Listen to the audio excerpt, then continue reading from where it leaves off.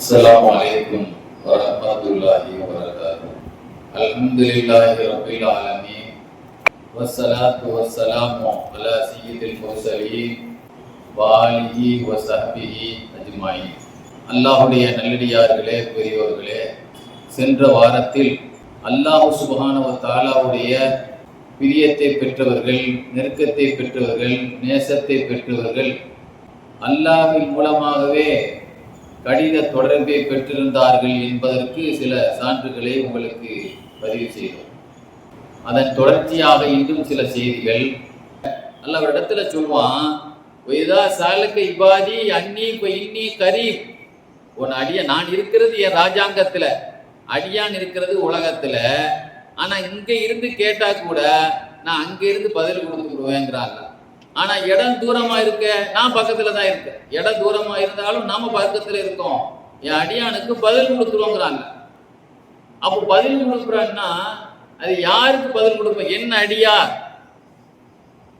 சாலுக்கு இபாதி, எல்லாரும் அடியாரு தான். அல்லாஹ்வுடைய அல்லாஹ் சொல்லும் போது அடியார்னு சொல்லல, என்னுடைய அடியார் சொல்லல. இவருக்கு ஏன் ஆளுப்பா, இது எம் பொஞ்சாதி அப்படின்னு சொன்னா நான் உரிமை எடுத்துக்கிறான்ல. எனக்கு விசுவாசமான பொஞ்சாதியை தான் எம் பொஞ்சாதியமா எம் புள்ள அப்படின்னு என்ன அர்த்தம்? எனக்கு கட்டுப்பட்டு நடக்கூடியவங்க தான் எம் புள்ளியில என் புள்ளையாடா அப்படின்னு கேட்கிறானா இல்லையா? எம் புள்ள என்னுடைய பணியாளர், எனக்கு விசுவாசியா இருக்கக்கூடியவர். அப்போ விசுவாசங்கிறது இருக்கு பார்த்தீங்களா, நம்பிக்கை.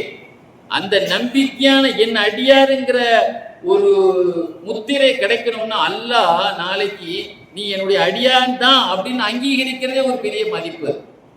அந்த தரத்துல நம்ம இருந்தா தான் நீ என்னுடைய அடியான் அப்படின்னு.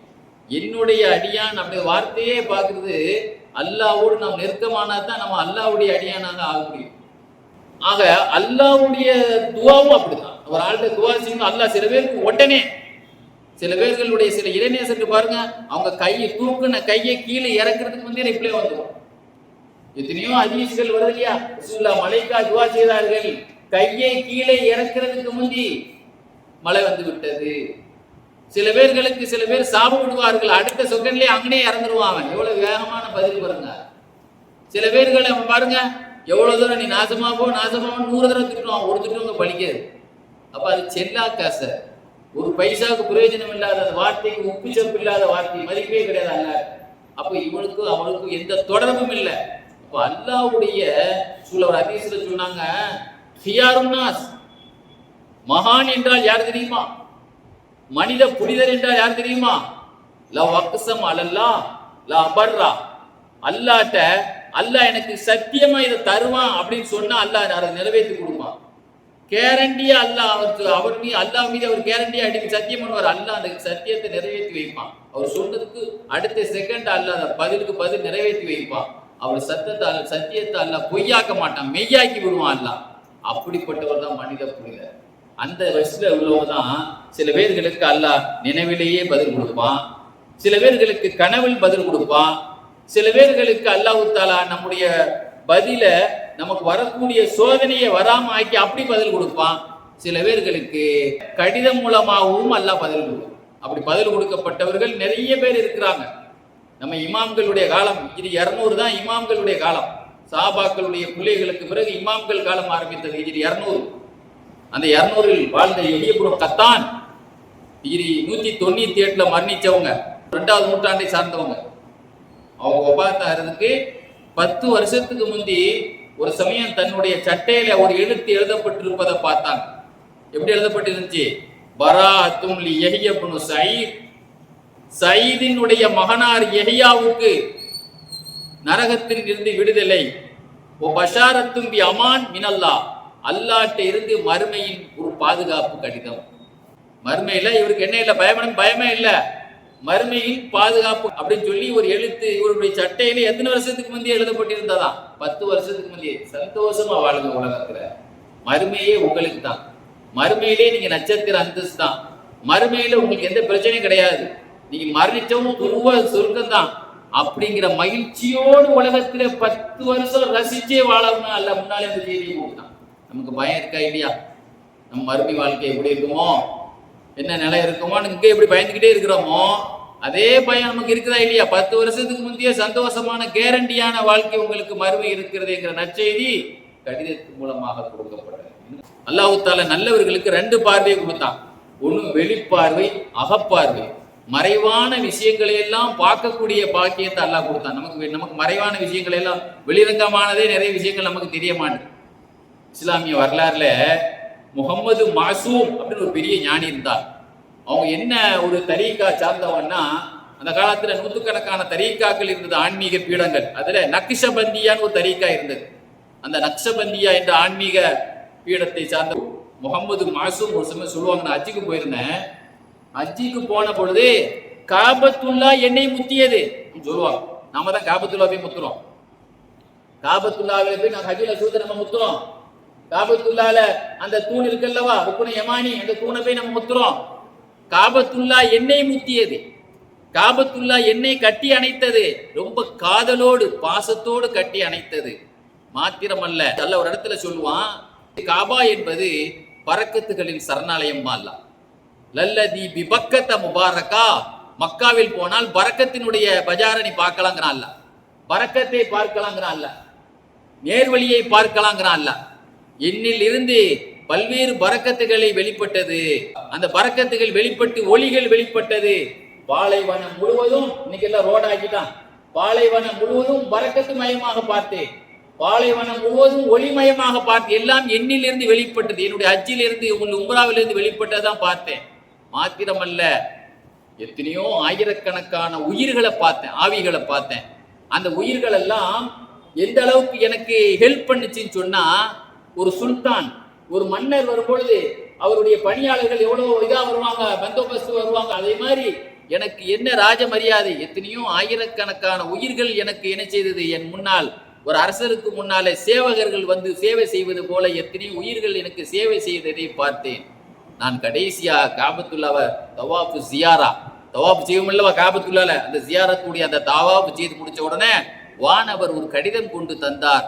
அந்த கடிதத்தில் ஆதா கபூல் ஹஜ், இது ஹஜ்ஜி ஒப்புக்கொள்ளப்பட்ட குண்டான ஒரு சர்டிபிகேட் என்று ஒரு கடிதத்தை ஒரு வானவர் தந்தார் என்று அல்லாமா முகமது மாசூம் நக்ஷபந்தி சொல்லுவாங்க. அப்ப அந்த மாதிரி எல்லாம் உலகத்திலேயே அப்படி ஒரு பாக்கியத்தை பெற்றவங்க நிறைய பேர் இருக்கிறாங்க. இமாம் அஹ்மது பின் ஹம்பல் சொல்லுவாங்க, ஒரு பெரியவங்களை பத்தி சொல்லுவாங்க, ஹிஜ்ரி 273 மரணிச்ச ஃபத்ஹ் இப்னு அபூ நஸ்ருல் கஷி, உங்க பேர் என்னது, ஃபத்ஹ் இப்னு அபூ நஸ்ருல் கஷியை பத்தி சொல்லுவாங்க. இவர்கள் ரஷ்யாவை சார்ந்தவங்க, ரஷ்யாவிலே குராசா நகரை சார்ந்தவங்க. குராசா நகர் இந்த ஃபத்ஹ் இப்னு அபூ நஸ்ருல் கஷியை போல ஒரு பெரிய மேதையை அந்த ஊர் காணவில்லை. அப்படிப்பட்ட நட்சத்திர அந்தஸ்தை பெற்றவர், அந்த ஊரினுடைய பிதா மகன் அவர். ரஷ்யாவிலே குராசா நகர் கண்ட மிகப்பெரிய அற்புத மனிதர் என்று பாராட்டக்கூடிய ஃபத்ஹ் இப்னு அபூ நஸ்ருல் கஷி ரஹ்மத்துல்லாஹி அலைஹி பத்தி எழுதுவாங்க. இவங்க ஒபாத்தான பிறகு இவங்களுக்கு ஜனாசா குளிப்பாட்டப்பட்டது. இந்த ஜனாசா குளிப்பாட்டினது யார் தெரியுமா? இப்னுல் ஹவாரி சொல்லுவாங்க, நான் தான் குளிப்பாட்டினேன். ஜனாசா குளிப்பாட்டும் பொழுது வலது தொடையில பார்த்தேன், லா இலாஹ இல்லல்லா என்று எழுதப்பட்டிருந்தது. நான் கூட நினைச்சேன் ஏதோ எழுதி இருப்பாங்களோ பேனா வச்சு, அப்ப எழுதப்பட்டிருக்கேன் லா இலாஹ இல்ல, யாரும் எழுதியிருக்கிறாங்களோ பார்த்தா இல்ல, உள்ள நரம்பு அப்படியே புடைத்து கொண்டு லா இலாஹ இல்லல்லாவாக அந்த நரம்பு வெளியே தெரிகிறது. நானும் எழுதப்பட்டிருக்கான்னு நினைச்சேன் பெரியவங்களுக்கு. உள்ள அது சதைக்குள்ள உள்ள தோலுக்குள்ள உள்ள நரம்பு புடைச்சிக்கிட்டு எப்படி இருக்கு, லா இலாஹ இல்லல்லாங்கிறது எப்படி இருக்குமோ, ஆக அதை அல்லாஹ் அந்த நரம்பிலேயே எழுதிட்டான். இவருடைய முடிவு எப்படிப்பட்டதுன்னு பாருங்க. ஜனாசா குளிப்பாட்டும் போதே இவர் கலிமாவோடு வாழ்ந்தவர், இவர் கலிமா, இவருடைய நாடி நரம்பெல்லாம் கலிமா, இவருடைய நாடி நரம்பெல்லாம் இதுதான் லா இலாஹ இல்லல்லாஹ்வுடைய வாழ்க்கை என்பதை அல்லாஹ் எதிலே வெளிப்படுத்திட்டான், அந்த எழுத்துக்களை நரம்பிலேயே வெளியே புடைச்சிட்டு கூட. அப்பதான் நாங்க கண்டுபிடிச்சோம் இது இயற்கையானது அல்ல, இது அல்லாஹ்வால் உருவாக்கப்பட்டது என்று. யமன் நாட்டிலே ஒரு பெரியவங்க இருந்தாங்க, யூசுப் இப்னு அபூபக்கருல் கலீசின்னு அவங்க பேர். யூசுப் இப்னு அபூபக்கருல் கலீசி, யமன் நாட்டை சார்ந்தவங்க. இவங்களை பத்தி எழுதுவாங்க, இவங்க யாராவது ஒரு ஆள் இவங்கள்ட்ட ஏதாவது ஒரு தேவை விஷயமாக கேட்டாலோ ஏதாவது ஒரு ஆலோசனை நடத்தினாலோ அவங்க சொல்லுவாங்களாம், கொஞ்சம் வெயிட் பண்ணுங்க, இந்த காரியம் செய்யலாமா, பெரியவங்களை இந்த வேலையில நான் ஈடுபடுறேன், இந்த காரியம் பண்றேன், இந்த இடம் வாங்குறேன், இந்த பொண்ணை கல்யாணம் முடிக்கலாம்னு நினைக்கிறேன், இந்த சம்மந்தம் பண்ணலாம்னு நினைக்கிறேன், அல்லது இந்த பேர் வைக்கலாம்னு நினைக்கிறேன், ஏதாவது ஒரு ஆலோசனை கேட்போமா இல்லையா, உங்க கருத்து சொல்லுங்க என்று யூசுப் இப்னு அபூபக்கருல் கலீசி யமனி இவங்கள்ட்ட ஆலோசனை கேட்டா சொல்லுவாங்களா, வெயிட் பண்ணுங்க, நான் 2 ரக்காத் இஸ்திகாரா தொழுதுட்டு வரேன். இஸ்திகாரா தொழுவாங்களாம். தொழுது முடிச்சுட்டா இன்னைக்கு நம்ம இஸ்திகாரா தொழுகிறோம், நமக்கு எப்படி சிக்னல் கிடைக்குதுன்னு தெரியல, அவங்களுக்கு எப்படி சிக்னல் கிடைக்குமா, தொழுது முடிச்ச உடனே சொல்லுவாங்களாம், இது செய்யுங்க, அந்த வேலையை செய்யுங்க பார்க்கலாம். அல்லது மைனஸா சொல்றா இருந்தா இது வேண்டாம் அப்படின்னு பார்க்கலாம். அப்ப அவங்கள்ட்ட கேட்கப்பட்டது, எப்படி நீங்க இதை செய்யுங்கன்னு சொல்றீங்க, இதை வேண்டான்னு எதை வச்சு சொல்றீங்க? நான் தொழுது முடிச்சுட்டு என் வேஷ்டியில பார்ப்பேன், அதுல நாம் எஸ் அப்படின்னு எழுதியிருக்கும், அல்லது நோ அப்படின்னு எழுதியிருக்கும். எப்படி எழுதியிருக்கோம்? எஸ்ன்னா என்னங்க, அரபில எஸ், இங்கிலீஷ்னு வச்சாது. நாம் அரபில நாம்னா எஸ்ன்னா தாம், இது செய்யட்டும்னு எழுதப்படும். அல்லது லா வேண்டாம், நோ அப்படின்னு என்ன செய்யப்படும், எழுதப்பட்டிருக்கும். அப்ப நான் தொழுது முடிச்சுட்டு வேட்டியை பார்ப்பேன், அது அந்த தொழுது முடிச்ச பிறகு அதுக்கு மெசேஜ் வச்சிருந்தா நான் என்ன செய்வேன், இது செய்யாதீங்க, இது அது ராங் மெசேஜ் வந்திருக்கு, இல்ல இது நல்ல நற்குறியா வந்திருக்கு, இதை செய்யுங்க என்ன செய்வேன் சொல்லுவேன். அப்போ இந்த மாதிரி எல்லாம் அல்லாஹ்ட்ட இருந்து கடித மெசேஜில எழுத்து மூலமாகவே வந்தவர்கள் எல்லாம் உலகத்தில் இருக்கிறாங்க. 6ஆம் நூற்றாண்டில் பக்தாத் நகரை சார்ந்த யூசுப் இப்னு அஹ்மதுல் பக்காலி ரஹ்மத்துல்லாஹி அலைஹி இருக்காங்களே, அவங்க சொல்லுவாங்க, ஒரு சமயம் நான் கெய்ரோ மிஸ்ர் நாட்டுல இருந்தேன், அந்த எகிப்து நாட்டுல உட்கார்ந்து இருந்தேன். அப்போ பக்தாதுல திடீர்னு ஒரு பெரிய இழப்பு ஏற்பட்டது. நம்ம வயநாட்டுல கூட நிலச்சரிவுல எத்தனை ஆயிரம் பேர் இறந்தாங்கல்லங்க, கேரளால வயநாட்டுல பெரிய நிலச்சரிவு ஏற்பட்டது இல்லைங்க, அங்க ஒரு ஊரே போயிட்டா இல்லையா, மலையில இருக்கக்கூடியது, அதுல எல்லாம் முஸ்லீம்கள் நிறைய பேர் இறந்தாங்களா இல்லையா. இது மாதிரி ஒரு பெரிய இயற்கையினுடைய ஒரு அழிவு பகதாதில் ஏற்பட்டது. அப்ப நான் நிறைய குழந்தைகள் இறந்தாங்க. அப்ப நான் பகதாதுல இது ஏற்படும் பொழுது நான் மிஸ்ர் நாட்டுல இருக்கேன். அப்புறம் மனசுக்குள்ள அல்லாஹ்ட்ட ஒரு உரிமையோடு ஒரு கோபத்துல சொல்லிக்கிட்டேன், ஆண்டவா பச்சை பிள்ளைகள்லாம் அதுல அழிஞ்சு போச்சு, அந்த பிள்ளைகள்லாம் என்ன பாவம் பண்ணுச்சு, அவங்களையெல்லாம் நீ அழிச்சிட்டிய, அவங்க எந்த ரப்பே எந்த பாவமும் செய்யாத பிள்ளைகள் எல்லாம் இந்த பேர் அழிவுல போயிட்டாங்களே, ஏதாவது ஒரு தப்பு செய்தவங்களுக்கு தண்டனை கொடுக்கறதுக்கா எத்தனையோ சமுதாயத்தை அல்ல அழிச்சான், அது வேற. இது பச்சை பிள்ளைகள்லாம் அந்த பேராபத்துல போயிருக்க, பாவம் செய்யாதவங்க எல்லாம் அப்படின்னு சொல்லி ஒரு அப்ஜெக்ஷன் தெரிவிக்கிற மாதிரி என் மனசுக்குள்ள இந்த கருத்தை பேசிக்கிட்டேன். அந்த மனசுல அப்படி நினைச்சேன். அப்பொழுது கடிதத்தை பார்த்தேன். அந்த கடிதத்தில் எழுதப்பட்டிருந்தது, தாயில் எழுத்திரால், அல்லாஹ்ட்ட அப்ஜெக்ஷன் தெரிவிக்கிறத முதல்ல விடு, நீ எதை விடு, என்ன அல்லாஹ் இப்படி பண்ணிவிட்டான், இவ்வளவு பெரிய பேரழிவை ஏற்படுத்திட்டான பகதாதுல, பாவம் செய்யாத பச்சை பிள்ளைகள்லாம் நிறைய பேர் அழிச்சு விட்டானு சொல்லி அந்த அப்ஜெக்ஷன் தெரிவிக்கிறத விட்டு, உலெல்லாம் உள்ள அதிகாரம் கையில கிடையாது. இந்த உலகத்தில் இருக்கக்கூடிய கோலங்கள் எல்லாம் உன்னுடைய ஆட்சியின்படி எழுதிய அதிகாரத்தின்படி சொல்லல விடு. எவன் ஒருவன் ஆழ்கடலில் மூங்கினானோ நாசமா போயிடுவான், நடுக்கடல முங்கனவன் தப்பிப்பானா, ஆழ்கடலில் முழுங்கவன் அழிவான், அல்லாஹ்வுடைய விஷயத்தில் அப்ஜெக்ஷன் தெரிவித்தவன் அழிந்து விடுவான் என்று எச்சரிக்கை கடிதம் எனக்கு காட்டப்பட்டது என்று யார் சொல்றா, யூசுப் இப்னு அஹ்மதுல் பக்காலி சொல்லுவாங்க, அல்லாஹ் எனக்கு ஒரு கடிதத்தின் மூலமா எனக்கு கண்டனம் தெரியப்படுத்தினான் என்று சொல்லி காட்டுவாங்க. இது மாதிரி நீங்க பார்த்தீங்கன்னு சொன்னா, இஸ்லாமிய வரலாறுல ஒரு அண்ணன் தம்பி இருந்தான்.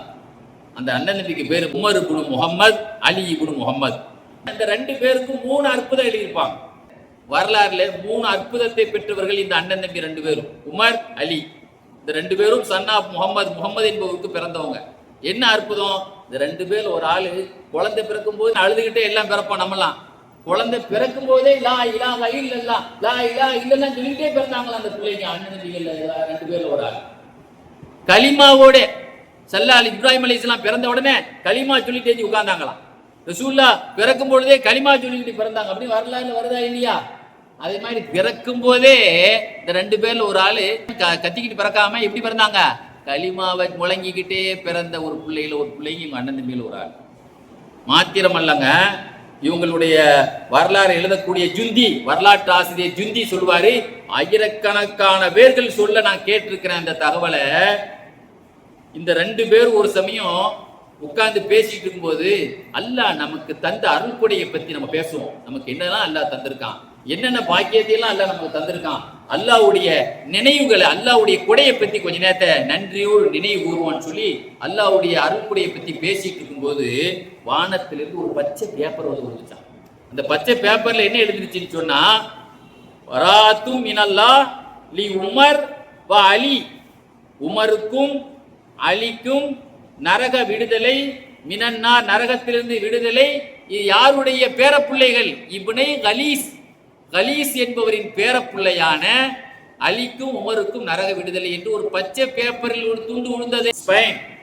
ஸ்பெயின் நாட்டை சார்ந்த ஷேகுல் அக்பர் முஹியுத்தீன் அரபி சொல்லுவாங்க, என்னுடைய குருநாதர் அபூ மதீனுல் மக்ரிபி, அவங்களும் ஸ்பெயினை சார்ந்தவங்க தான். என்னுடைய குருநாதர் அபூ மதீனுல் மக்ரிபி இருக்கிறாங்களே, அவங்க ஒரு விசேஷ தன்மை பெற்றவங்க.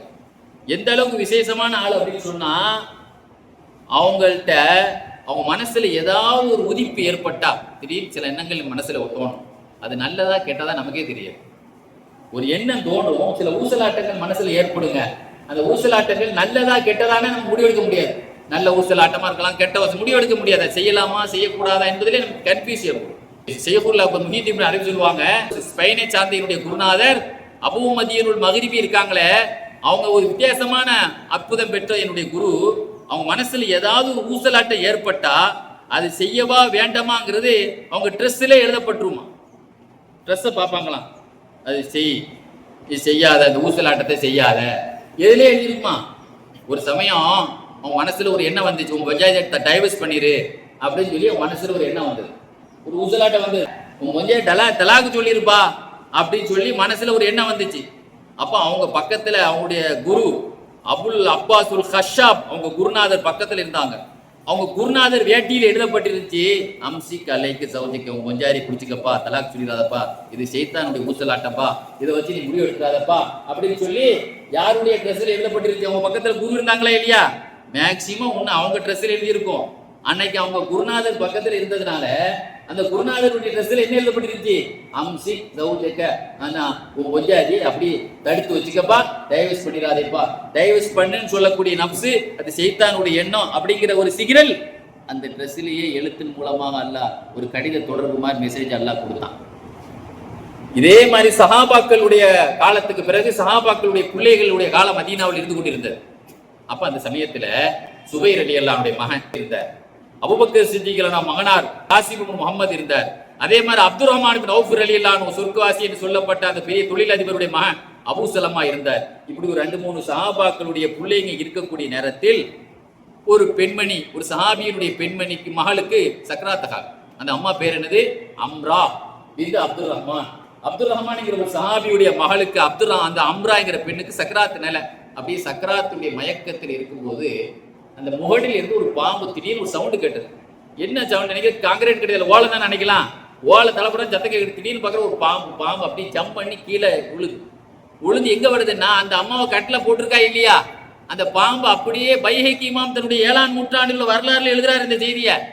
நேர சக்கராத்தில் இருக்கக்கூடிய அந்த சஹாபியுடைய மகளை பார்த்து வருது பக்கத்துல. அந்த பக்கத்துல வர நேரத்துல அந்த அம்மாவை நோய்க்கு ஒரு வெள்ளை கடிதம் வந்து விழுந்தது. அந்த கடிதத்துல என்ன இருந்துச்சு தெரியுமா, உனக்கு இந்த சாலிகானவருடைய மகளை தொந்தரவு செய்ய உனக்கு எந்த அதிகாரம் உனக்கு கிடையாதுன்னு அந்த வெள்ளை பேப்பர்ல இருந்தது. அந்த பாம்பு பார்த்த உடனே டப்புன மேல ஜம்ப் பண்ணி அப்படி வந்த வழியோடு திரும்ப போயிருச்சுன்னு சொல்லி யாருடைய மெசேஜ் இது, அல்லாஹ்வுடைய தொடர்பு இல்லையா இது? இமாம் தப்சீர்ல இமாம் எழுதியிருப்பாங்க, ரூஹுல் பயானுடைய ஆசிரியர் தன்னுடைய தப்சீர்ல எழுதியிருப்பாங்க. தப்சீர் ரூஹுல் பயான்ல ஒரு சம்பவம் வருது. ஆசிரியர் சொல்வாரு, அந்த காலத்துல ஒரு கூட்டம் முஸ்லீம்கள் அஜிக்கு போனாங்க. அஜிக்கு போயிட்டு வர்ற வழியில அந்த அஜி எல்லாம் முடிஞ்சு போச்சு. அஜி முடிஞ்சு திருப்பி வரக்கூடிய நேரத்துல அந்த காபத்துள்ளால எல்லாரும் கடைசியா ஊருக்கு கிளம்பும் போது கடைசியா தவாப் செய்வாங்களா இல்லையா, விடை பெறக்கூடிய தவாப் செய்வாங்களா இல்லையா, விடை பெறக்கூடிய தவாப்புல் விதா. அப்போ மூட்டை முடிச்சு எல்லாம் கட்டி வீட்டுல லக்கேஜ் எல்லாம் கட்டி வச்சுட்டு தான் போவாங்க. அது முடிஞ்சவனே திருப்பி பார்க்காம கிளம்பி வந்துகிட்டே இருக்கணும். அப்ப கடைசியில எல்லாரும் இப்போ அதுல ஒரு அப்பாவியான ஒரு மனுஷர் இருந்தார், விவரம் இல்லாத ஒரு மனிதர். அவரை ஒரு ஆள் கேள்வி பண்ணாங்க, ஏங்க நாங்கெல்லாம் செய்துட்டோம், எங்க எல்லாத்துக்கும் அல்லாஹ் தஆலா நரக விடுதலை சீட்டு தந்துட்டான், நீங்க வாங்கிட்டீங்களா அப்படின்னு கேட்டார். அவரை போய் கேள்வி பண்ணியிருக்காங்க. அவர் நம்பிட்டு உண்மையிலே எல்லாத்துக்கும் என்ன சீட்டு கிடைச்சிட்டு போல தெரியுது, நரக விடுதலை சீட்டு கிடைச்சிட்டு போல தெரிஞ்சுட்டு காபத்துல்லாவுடைய திரையை பிடிச்சி தொங்குறாரு. ஆண்டவா எல்லாத்துக்கும் கொடுத்துருக்க, எனக்கு நீ தந்தாகணும், எனக்கு நரக விடுதலை சீட்டு தந்தாதான் என் ஊருக்கு போவேன் அப்படின்னு சொல்லி காபத்துல்லாவுடைய திரையை பிடிச்சி தொங்குறார். எல்லாருமே சொன்னாங்க, நேரம் ஆச்சுங்க, சும்மா கேள்வி பண்ணாங்க, நீங்க வேற கீழே கிளம்புங்க, இங்கே நரக விடுதலை யாருக்கு அதெல்லாம் கிடைக்கல, நீங்க போய் சொல்றீங்க, நீங்க வாங்கிட்டு இல்லைன்னு சொல்றீங்க, எனக்கு வேணும். அவர் அதை நம்பிட்டு விடுற மாதிரி இல்லை. அவரு கடைசியில நல்ல பாருங்க, காபத்துள்ளால நேர தண்ணி உழக்கூடிய ஒரு தங்க குழாய் இருக்கும் பார்த்தீங்களா, மீசாப்னு சொல்லி மேல உள்ள முகதில் உள்ள முகட உள்ள தண்ணி சிந்தக்கூடிய தங்க குழாய் நீட்டி விட்டுருப்பாங்க பாத்தீங்களா? காபத்துள்ளாவில் இருக்க தங்க குழாய் இருக்கும், காபாவுடைய கோட்டை தங்க குழாய் இருக்கும். இவருக்கு இப்படி துவா கேட்கும் போது அந்த தங்க குழாய் வழியா ஒரு பேப்பர் வந்து விழுந்துச்சான். அதுல என்ன எழுதுச்சு? அந்த அத்தீக்கும் என்னன்னா, நீ நரகத்திலிருந்து விடுதலை. அந்த பேப்பர் வித்தியாசமா இருந்துச்சாங்க. இந்த பேப்பர்ல உள்ளது அடுத்த பக்கத்துக்கு எழுத்து மாறுமா? மாறாது. அடுத்த பக்கத்துல வராதலாங்க. அந்த பக்கம் எழுத்துனா அந்த பக்கம் தான் இருக்கும். அந்த பேப்பரை மடக்க மடக்க எழுத்து திரும்பி வந்துகிட்டே இருந்தான். இப்படி திரும்பினா திரும்ப வந்துகிட்டே இருந்தான். இப்படி பரட்டினா அந்த எழுத்து மாறி மாறி அந்த பக்கம் அடுத்த பக்கத்துக்கு வந்துகிட்டே இருந்துச்சான். அப்பதான் விளங்குனாங்க அல்லாஹ் தஆலா எவ்வளவு பாசமானவன் பாருங்க. உலகத்திலே எனக்கு சீட்டை தந்திரன்னு கேட்டவங்களுக்கு கொடுக்க தயாரா இருக்கிறான் அல்லாஹ். அந்த அளவுக்கு போராட நாம தயாரா இல்லை. அந்த அளவுக்கு உரிமையை எடுத்துக்கொள்ற அளவுக்கு ரொம்ப பிரஸ் பண்றது இல்லை. பிரஸ் யாரை பண்ணணும்? யாரெல்லாம பிரஸ் பண்றோம். அல்லாஹ் ரொம்ப உரிமையோடு கேட்டா இந்த உலகத்திலேயே நம்மளை சிரிக்க வைத்து இந்த உலகத்திலே மரணிக்க வைக்கக்கூடிய ஒரு சிறப்பானவன் என்பதை நம்முடைய முன்னோர்கள் நமக்கு காட்டி தந்திருக்கிறார்கள். ஆக நாம் யாருடைய செல் தொடர்பிலேயோ போன் தொடர்பிலேயோ ஃபேக்ஸ் தொடர்பிலேயோ நெட் தொடர்பிலேயோ இருக்கிறத விட அல்லாஹ்வுடைய அந்த தொடர்பில் இருக்கக்கூடியவர்கள் உடனே ஒரு நல்ல செய்தியை சுப செய்தியை உலகத்தில் பெறுவார்கள் என்பது அவர்கள் எழுத்துப்பூர்வமாகவும் பெறுவார்கள், கழுத்துப்பூர்வமாக பெறுவார்கள், கனவுப்பூர்வமாகவும் பெறுவார்கள், நினைவுப்பூர்வமாகவும் பெறுவார்கள் என்பதற்கு இஸ்லாம் நமக்கு லட்சக்கணக்கான செய்திகளை நமக்கு பதிவு செய்து வைத்திருக்கிறது. இதெல்லாம் சத்தியம். பொய்யா இருந்தால் இந்த சமுதாயம் என்னைக்கே அது இல்லாம ஆக்கப்பட்டு விடும். இந்த தீனை அல்லாஹ் பாதுகாத்துக் கொண்டிருக்கிறான். இந்த தீனை அழிக்க நினைக்கிறார்கள், அல்லாஹ் அதை ஜொலிக்க வைத்துக் கொண்டிருக்கிறான். அல்லாஹ் சொல்லி காட்டிக் கொண்டிருக்கிறான். அல்லாஹ் சுப்ஹானஹு வ தஆலா நமக்கும் அல்லாஹ்விட்ட இருந்து நல்ல நற்செய்தி கடிதங்களை பெறக்கூடிய நன்மக்களாக அல்லாஹ் நம் அனைவர்களையும் ஆக்கியருள் புரிவானாக. வாஹிர் தாவானா அல்ஹம்துலில்லாஹி ரப்பில் ஆலமீன். அஸ்ஸலாமு அலைக்கும் வரஹ்மத்துல்லாஹி வபரகாத்துஹு.